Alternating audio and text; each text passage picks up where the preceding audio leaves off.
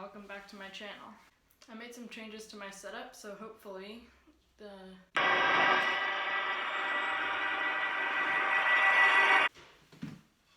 don't remember putting that there. Anyways, today we're going to be talking about one of my favorite characters, Flash Thompson, and specifically when he was Venom. So yeah, Flash Thompson was a high school bully who would bully Peter Parker a lot when he was in high school originally in Spider-Man comics.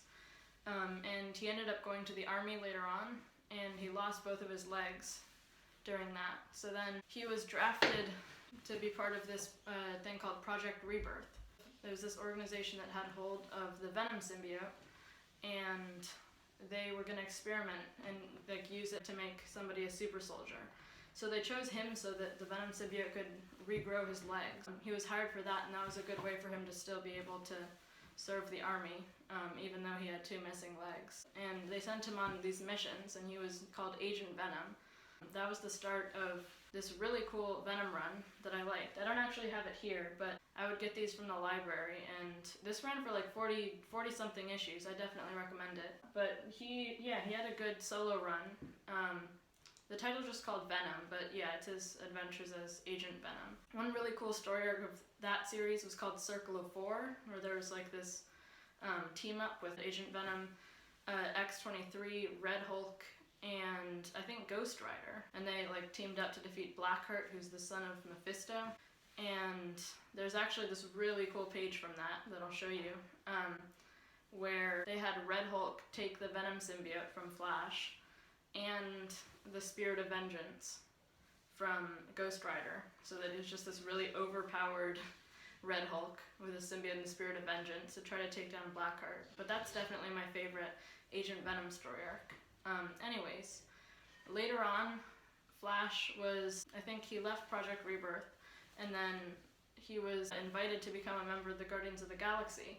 So in Brian Michael Bendis' run of the Guardians, he was a member. And they ended up going on some space missions with them, and eventually they came to the planet Clintar, which is where Venom is from, the planet of the symbiotes. In Donny Cates' run of Venom, there's been a little more on that, involving Null, who's like the creator of the Clintar planet. But Brian didn't include anything about that in his thing. Donny Cates added to that later.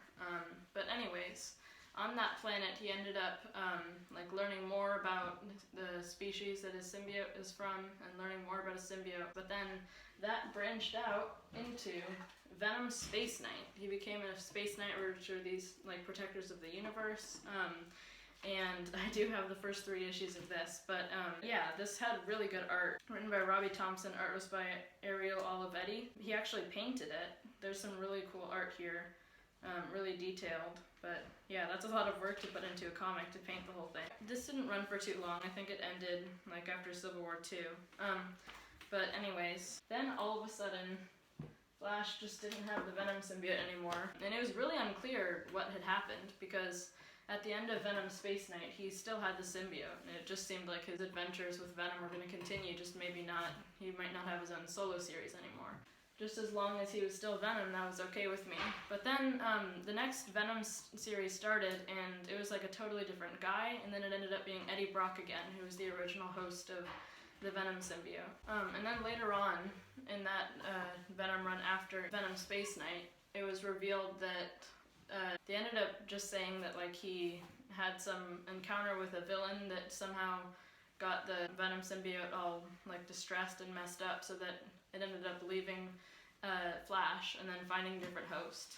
But Flash did end up having some more symbiote stuff. Like a full year later, he was kind of off the radar for a while.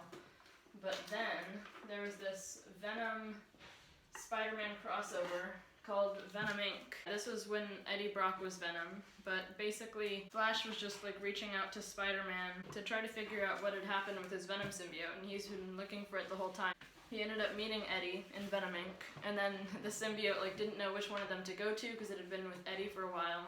That was actually really good, and the event resulted in him getting an anti-Venom suit, which like repels symbiotes, and he became Agent Anti-Venom for a little bit, and then unfortunately he died at the end of Dan Slott's Spider-Man run. There was this big story arc called Go Down Swinging where the Green Goblin came back with the Carnage symbiote, so he was the Red Goblin. In issue 800 of Spider-Man, this huge oversized anniversary issue, he was killed by the Red Goblin, which made me really sad because he's really one of my favorite characters. His stint as Venom was really good. There's been like some tribute to how the symbiote liked him better than Eddie Brock and stuff in Donny Cates' run. So that's nice to see that people aren't just completely forgetting that he was Venom. That Venom run maybe isn't too well known, but it ran for a long time and it was really good. I think everything is available on Marvel Unlimited that I just talked about, all the Agent Venom stuff, all the Brian Michael Bendis Guardians of the Galaxy stuff, when Flash was on that team, and Venom Space Knight, and also all the Eddie Brock Venom stuff right now that's going on. Donny Cates has been having a really good run on that. I would like to see maybe Flash getting resurrected somehow. Even though that happens so much, I feel like that would be something that would actually make people happy. And yeah, thank you for watching, everybody. Hope you check out all those Flash Thompson as Venom comics. And yeah, see you guys next video. What? Could have sworn I put it down. That's so weird.